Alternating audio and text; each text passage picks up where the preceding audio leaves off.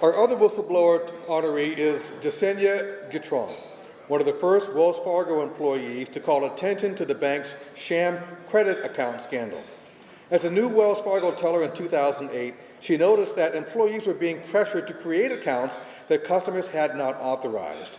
She reported the misconduct to Human Resources and to Wells Fargo CEO John Stumpf. They ignored her warnings. They fired her in 2010. Since Wells Fargo's misdeeds came to light in 2013, Guitron has been publicly credited for sounding the early warnings. She has testified before Congress and in a criminal case against the bank. We recognize her tonight with the James Madison Award. Before you clap, there's a letter here that comes from Darrell Whitman.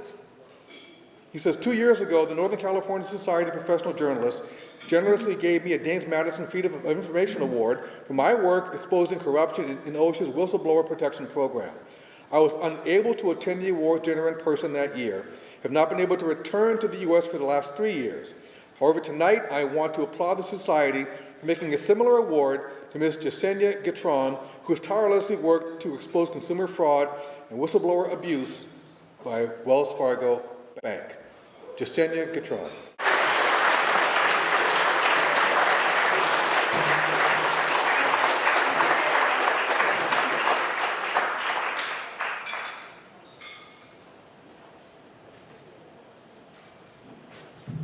Gotta look good for the pictures and post them later.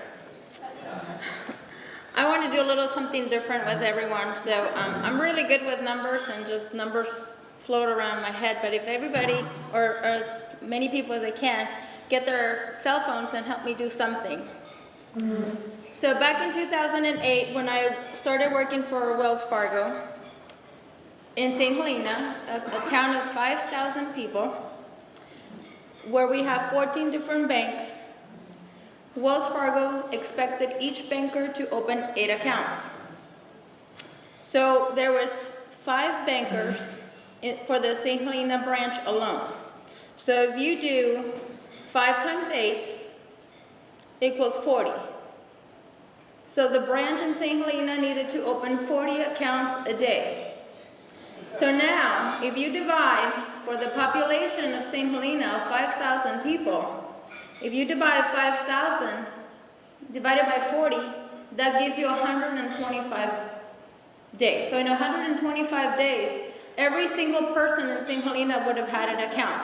And then I would have been out of job. So something just didn't register. And then I started noticing a big pattern. You know, people are coming in and reporting that there's funky things happening to their accounts. And I just did what I was told to do. My instructor told me, if you notice something funny, report it. So I did. And my manager didn't do anything. So I called my trainer. Remember you told me to report it? Well, you should go to your HR. I did. HR didn't do anything. But they say call the ethics hotline. I did. I did it by phone. I did it by email. I did it by the website. Nothing ever happened. So I don't know what possessed me to continue going, because really all the odds were stacked against me. So today I'm really delighted to be here. And I'm very grateful. And this award is a big validation of the work that I've put in for the last 10 years. I lost my job. A little different from my counterpart. I didn't win my case. My case happened in 2010. But we all now know that Wells Fargo's admitted to have opened all those fake accounts, and they admitted 2013. So I'm still fighting for a case. I hope that I get the opportunity to do something and continue to bring the awareness. I also want to thank Derek Kerr for nominating me. I was very curious as to who had nominated me, because I didn't win the case. I'm like a nobody. So. He said because he was a whistleblower himself and because I didn't win. So that means a lot to me, and for that I'm very grateful. I also want to acknowledge all the reporters and all the journalists that without your help, I couldn't expose the case. I couldn't spread the word the way that it has been spread. So thank you very much for that. Special thanks to my family, my husband, my kids, because they've been putting up with me with a lot of crazy stuff. and a lot of very crazy last 10 years. So I'm sure I've missed several people. Thank you everyone on table number 1, and thank you for everyone that's here. And I need to get me one of those buttons because I really need one. A big one. Thank you. And you blew the whistle on them because you were being coerced to do things you thought were improper. And where has it gone so far now? It's been 10 years since this has happened, and incredibly my story is still alive because of people like yourself and all the journalists around here.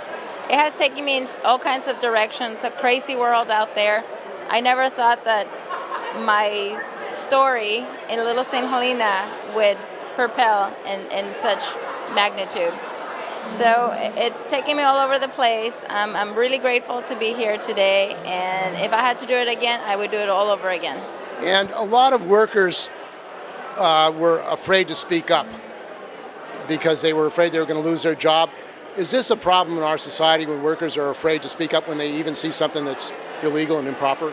Yes, definitely. That's a big problem for our society. People question whether to do the right thing or not because a lot of people are followers and they just do what other people do or what other people tell them to do. So stick to your values, stick to your morals, and you'll be okay. And does it bother you that after all this time, the 5,300 workers fired, yourself being terminated, harassed, and bullied, that no Wells Fargo executive has been criminally investigated and prosecuted for this really crime that has been committed?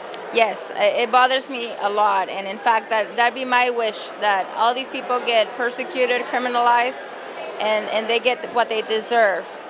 And people have lost their homes. Their bank accounts has been stolen. If somebody had done that, a regular person, what would have happened to them? They would have gone to jail. They would have had all kind of crazy fines, but not to the executives, not to the managers, the regional managers. So there's a lot of impunity out there. So is that, I mean, it sounds like a double standard that basically, these people seem to be above the law. A worker such as yourself who say we've got to stand up for the law, for the protection of the people who bank at Wells Fargo, you're the one that gets punished, and these people are not really held accountable and brought accountable. Correct. So what do you think is going to change in this story? My wish is for the bank regulators to really do their job, go and look through, magnifying glass at everything that Wells Fargo is doing. They talk about auto insurance, the mortgage world, the credit cards, the identity theft, the bank accounts. What else did they need in order for them to take action? So I really want and invite all the people in the bank regulation department to do their job. Now, we have a new administration. When you were fired, it was under President Obama. We now have President Trump and Jeff Sessions, who's running the Justice Department. What do you want to say to them about what should happen?